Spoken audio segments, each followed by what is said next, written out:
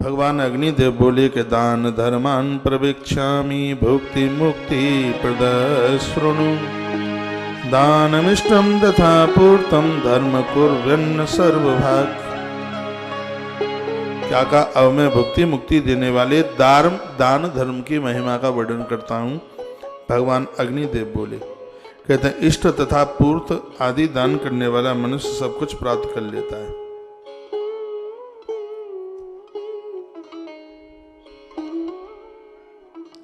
इष्ट धर्म क्या है? अब कागज कलम निकाल लो तो मैं फिर आपको लिखा दूं। भगवान अग्निदेव कहते हैं कि सज्जन व्यक्ति को यह काम रोज करने चाहिए, एक भी दिन न चूके। इसको इष्ट धर्म कहते हैं। इष्ट का मतलब है कि जिस देवता को तुम मानते हो उसका सिर्फ दर्शन ही नहीं, अग्नि पुराण कहता है कि वो देवता एक दिन तुम्हारे सामने आके खड़ा भी हो जाएगा, जिसको कहते हैं कि भगवान का दर्शन हो गया,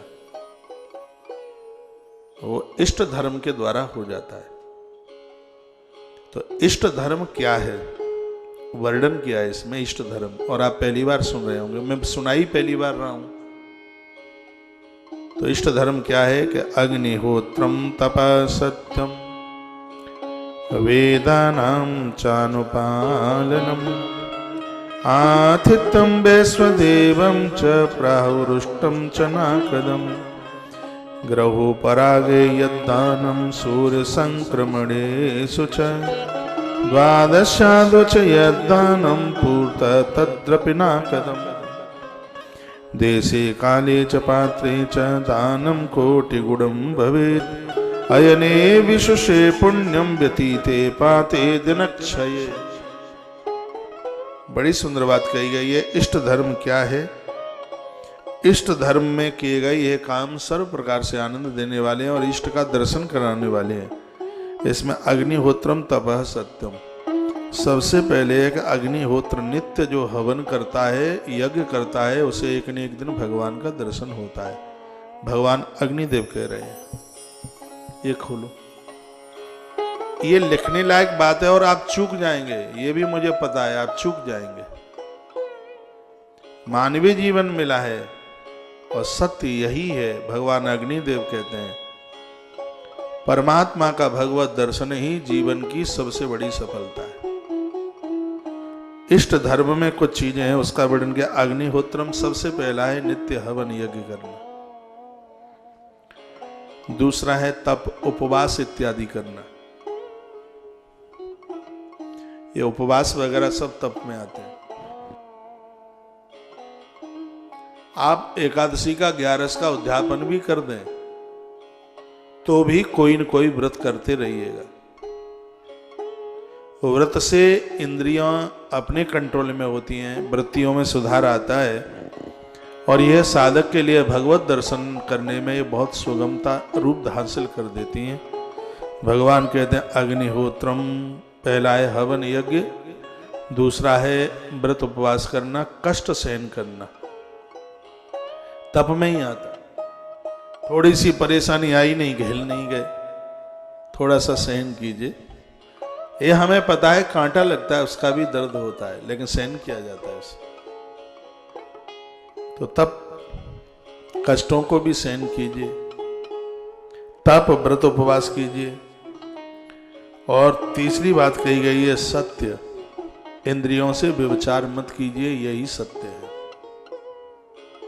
ये आंखें बुरा नहीं देखें, ये कान बुरा नहीं सुने, ये जिह्वा किसी की चुगली ना करे, इसका नाम है सत्य। वाणी का सत्य है किसी की चुगली ना करे, कान का सत्य है ये किसी की बुराई न सुने, आंख का सत्य है कि ये कभी घटिया न देखें, इसको सत्य कहते हैं। नहीं तो खाली माला घुमाने से कुछ भी नहीं होगा। आंखों में पवित्रता हो, चुगली सुनने की आदत न हो और बुरा बोलने की आदत न हो, तो सत्य यही है कि एक दिन भगवान सन्मुख आके खड़ा हो जाएगा। लेकिन संभव नहीं हो पाता, आदमी करेगा तो हो भी जाएगा, क्यों नहीं होगा। अग्निहोत्र कीजिए, हवन कीजिए, बहुत जोर इस ग्रंथ में हवन के ऊपर दिया गया। अग्निहोत्रम तपः सत्यम वेदानां चानुपालनम। अग्निहोत्र व्रत उपवास और सत्य।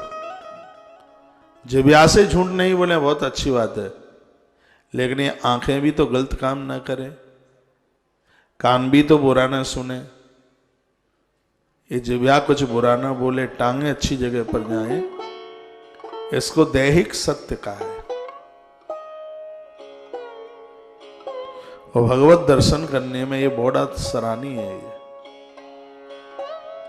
और अगली बात बताई गई है जिसका नाम है वेदानुसरण। जो कथाएं सुनते हैं उन बातों का अनुसरण करें, उसको जीवन में उतारें। वेदानुसरण यानी कथा में कही गई बातें वो किसी और के लिए नहीं, ऐसा लगे कि बातें हमारे लिए हैं। सुने तो सही, लेकिन उसके ऊपर चलने की भी भरकम कोशिश की जाए। एक दिन इष्ट का दर्शन होगा, गारंटी अग्नि देवता ने ले ली है। वो कहते हैं जिम्मेवारी मेरी है।